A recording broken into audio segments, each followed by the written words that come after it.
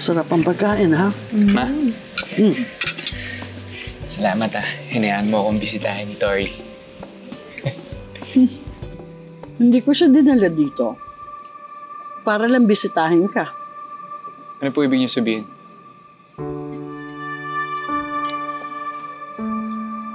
Natutuwa kasi ako dahil ang laki-laki ng ipinagbago mo.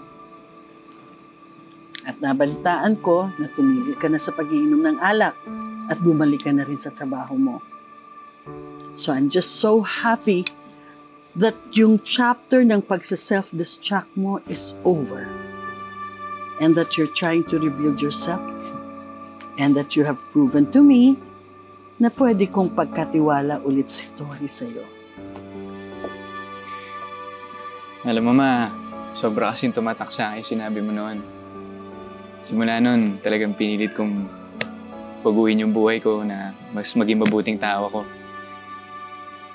Gusto ko kasi karapat-dapat ako na kasama ulit yung anak ko. Eh, yun lang naman ang gusto kong makita eh. Yung maging responsable ka.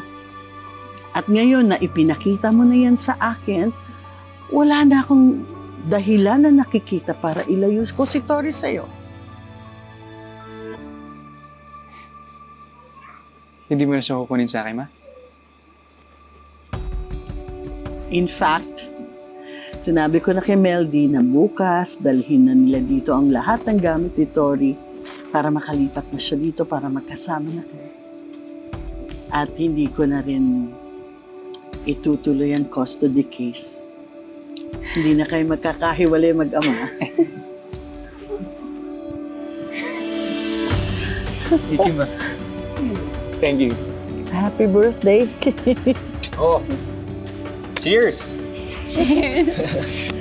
Happy birthday, Kuya! Cheers! Happy birthday! Thank you.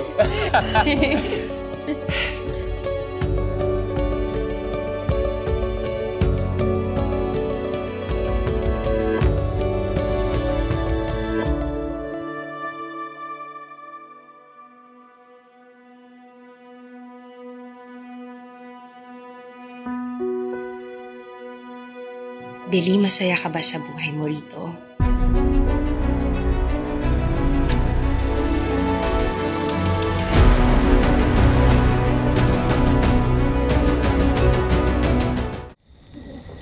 Billy, nagtataka kasi ako. Bakit tinatago niyo ang pagiging babae mo? Si tatay kasi, gusto niya ng anak na lalaki. Eh, kaya lang ako yung lumabas.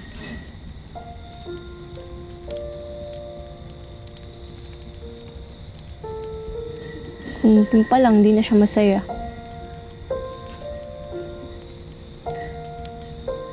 Tapos yung nanay ko,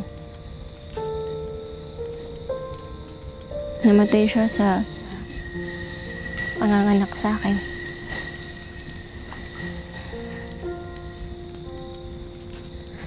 Kaya pakiramdam ko malayo yung loob sa akin ni tatay. Kasi kasalanan ko. Eileen, ano kasalanan mo?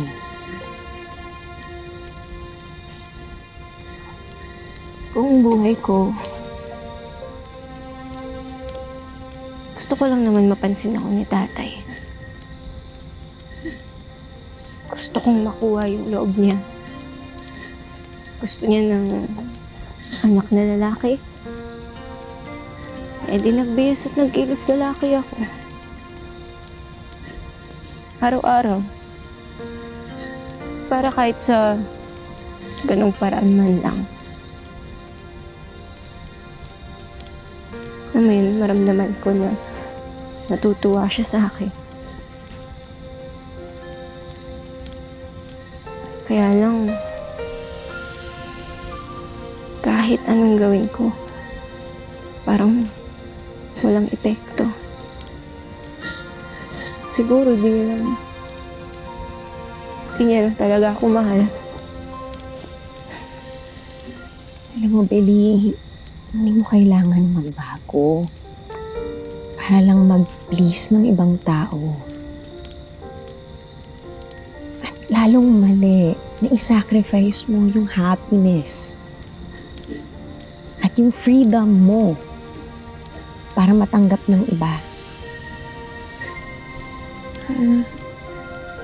Unahin mong mahalin ang sarili mo. At tanggapin mo kung sino ka at ano ka bago ka mahalin at tanggapin ng iba. Okay?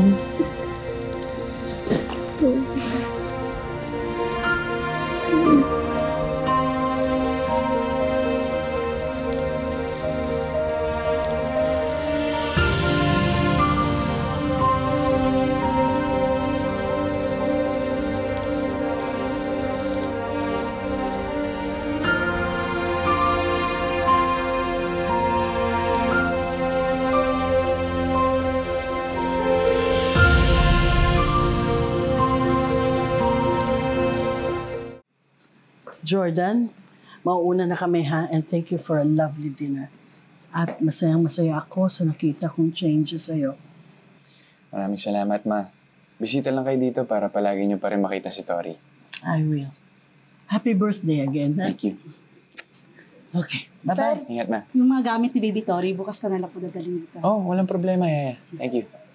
Okay. Sige, Tita Carmen, susunod ako sa labas. Okay. See ya.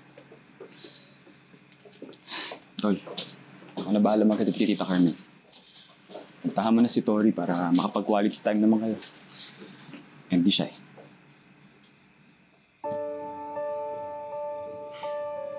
Ano ka ba? Wala na yun, Tol. Tanggap ko naman eh. Tsaka, ayokong pangunahan na, but kung saan man abutin yung pagmamabutihan yun ni Shai, I'm really happy for you, Tol. Salamat, Tol.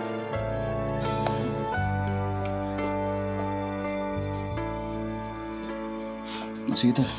Mauna na ako. Dad ko na sila, ha? Thank you.